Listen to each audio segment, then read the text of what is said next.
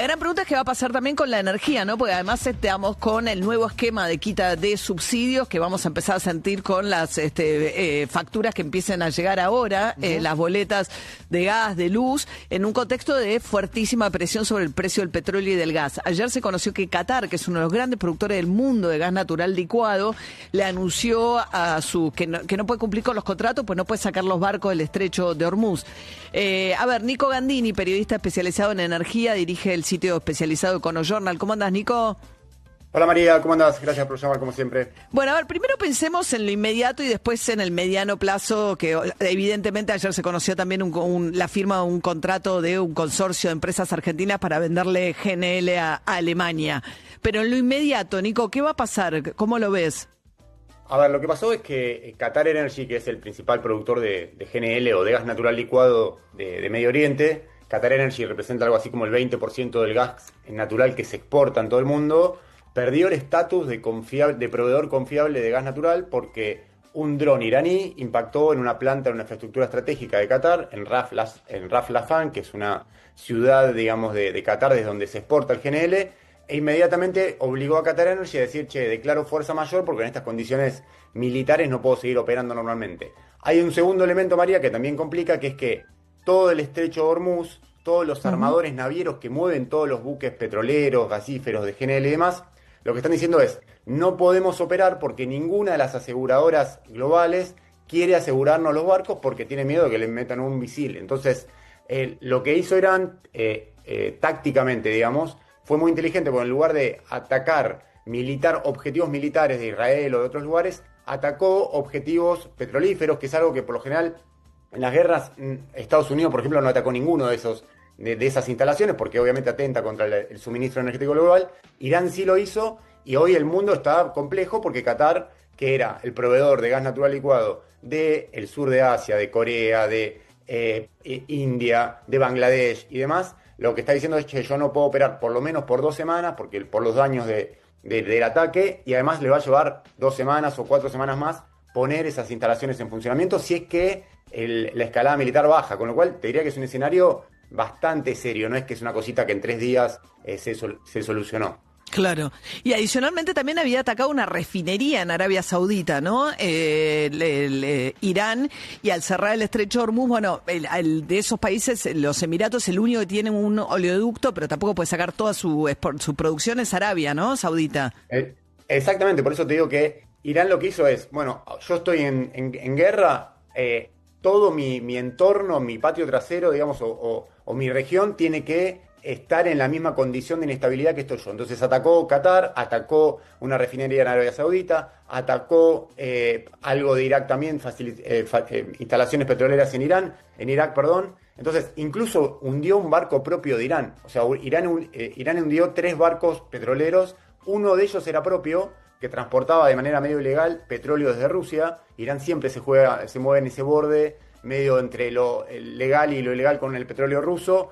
Uno de esos barcos, que era iraní, fue hundido por las propias fuerzas o la Guardia Revolucionaria iraní. Entonces, es complejo el escenario. El precio del GNL se duplicó esta semana, pasó de $9 a 17. Ahora bajó, ayer cerró en 15, veremos qué pasa hoy. O sea, es una especie de serrucho el precio, claro. La cotización internacional, tanto del petróleo como el GNL. El petróleo no se movió tanto por una sencilla razón. O sea, el petróleo, hay más ofertas. Sobra petróleo en el mundo estructuralmente, entonces por más que se te complique el abastecimiento de Medio Oriente, que es el principal pulmón, tenés alternativas para conseguir petróleo de otro lado. En GNL no, porque se te cae Qatar, que es el 20% de la provisión de GNL a nivel global, y la verdad es que no tenés mucha alternativa más que aumentar el precio. Ahora, Nico, en la Argentina para digamos, lo que es el petróleo, dijo Combustible, salió a decir Marín que no iban a trasladar inmediatamente estos aumentos, o sea, un guiño al gobierno también, ¿no?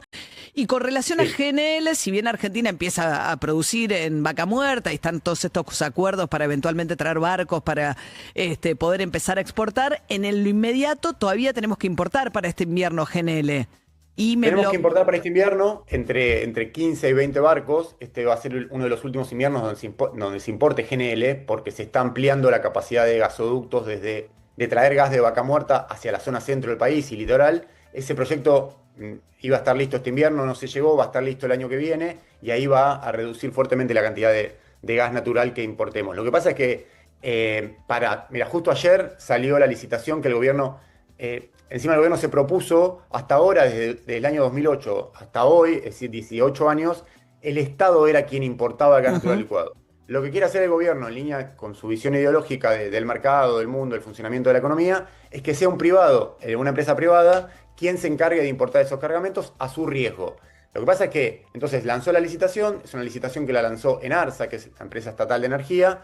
Lo que pasa es que en este escenario de volatilidad es complejo, veremos cómo le va. El gobierno lanzó igual la licitación, podría haberla frenada porque ya el escenario estaba lanzado, el escenario bélico estaba lanzado, con lo cual podría haber dicho, che, se aumentó tanto el precio, mejor no trato de hacer esto porque es complejo. Aún así lo lanzó, veremos qué pasa si es que aparece algún privado que incluso con estos precios altos quiera hacerse cargo de importar y revender, a diferencia de lo que pasaba siempre. Que traía el Estado. Ahora, Nico, claro, si poné que consigan los barcos, supongo que los van a terminar consiguiendo de GNL más caro.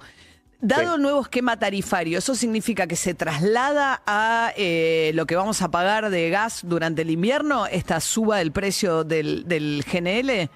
Y esa es la pregunta, María. Sinceramente es la pregunta, porque hasta la semana pasada el GNL estaba a $9. Entonces pasar esos $9 por millón de BTU a un cuadro tarifario que no impacta tanto, impactaba un 5% en la factura o en el costo del gas total, el costo promedio del gas total.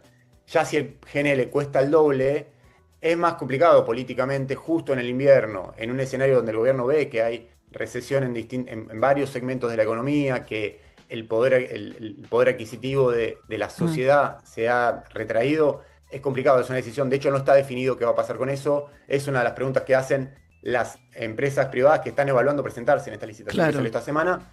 Esa es la parte compleja de lo que es importar GNL. Después tenés la parte que vos comentabas antes, que es si Argentina quiere convertirse en un exportador de gas natural licuado a nivel global, que puede hacerlo porque tiene las reservas de gas y tiene la competitividad para hacerlo. Lo que pasa es que no es difícil porque el mercado de exportación de GNL es medio un oligopolio, donde hay 3 o 4 países que controlan ese mercado: Estados Unidos, Qatar y Australia fundamentalmente, que controlan cerca del 60% del GNL global. Entonces entrar ahí es difícil. En un escenario bélico como este, donde Qatar pierde confiabilidad, donde Rusia ya perdió confiabilidad porque está en guerra, Argentina tiene una oportunidad, sinceramente. En un par de años, ¿no? No en lo inmediato. Claro, ayer se firmó este acuerdo, este consorcio de empresas con una empresa alemana, con la empresa estatal alemana. Pero vuelvo al inmediato con una última pregunta, Nico.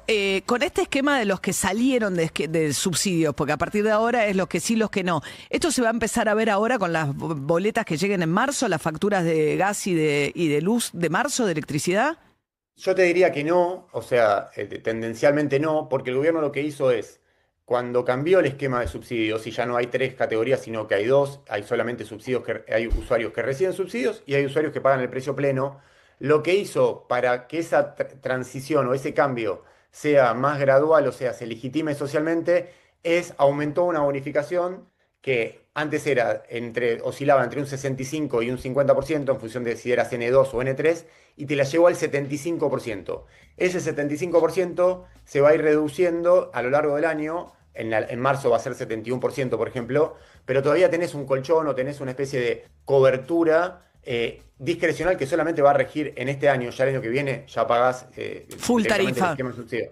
Sí, o el esquema de subsidio que tengas, y ahí sí, si no tuvieses esa cobertura del 70% o 71% en marzo, que en abril va a ser 69%, que van a ir bajando de a poquito a los que salieron del esquema de subsidios. Algunos quedan dentro del esquema de subsidios, son los que tienen ingresos por debajo de los 4 millones de pesos. El tema Exacto. es que si estás fuera del esquema de subsidio, te lo van a sacar progresivamente a lo largo del año. El impacto lleno llegaría el año que viene. No, si estás fuera del esquema de subsidio, ya te lo sacaron. Si estás fuera, pero no son tanto los actores o los usuarios que ya estaban, que eran los usuarios N1. Sí. Eran cerca del 40-42%, tanto de gas como electricidad en promedio, digamos, pero es un 40%. Esos usuarios, si el gobierno define trasladar el costo de GNL, bueno, evidentemente van a tener un salto más en gas natural. Lo que pasa es que hay también una cuestión, que la tarifa de gas, las facturas, no te pegan tanto en marzo, claro, en febrero. sino que te empiezan a pegar fuerte si el invierno llegó temprano, en mayo, en junio, y después terminan pegándote hasta septiembre, octubre, porque terminas pagando Bien. con 60 días de demora, digamos, esas facturas, ahora se mensualizó. A los que esta bonificación incremental que te decía yo, pega para los que se quedaron adentro del subsidio. Porque dentro del esquema de subsidios hay cambios. Antes tenías, Sí. te subsidiaban un porcentaje mayor de tu consumo eléctrico, antes te subsidiaban un porcentaje mayor de lo que era el consumo de gas natural, ahora te lo concentraron en el invierno. Hay una serie de cambios que va a haber que entender a lo largo del año, pero por lo menos te dieron un subsidio más alto en 2026, que ya en 2027 no va a estar. La idea es que esa bonificación que empezó en el 75% del costo del gas y de la electricidad en enero, termina en diciembre en un 50% y ya después, a partir de enero de 2027, llega al 50%. Es complejo esto de explicar, pero concretamente no vas a tener un impacto fuerte. No va a en ser la un factura de gas salto. liquid. Ok. Sí, Nicolás sí. Gandini, gracias, periodista especializado en energía, con lo que pasa en el mundo.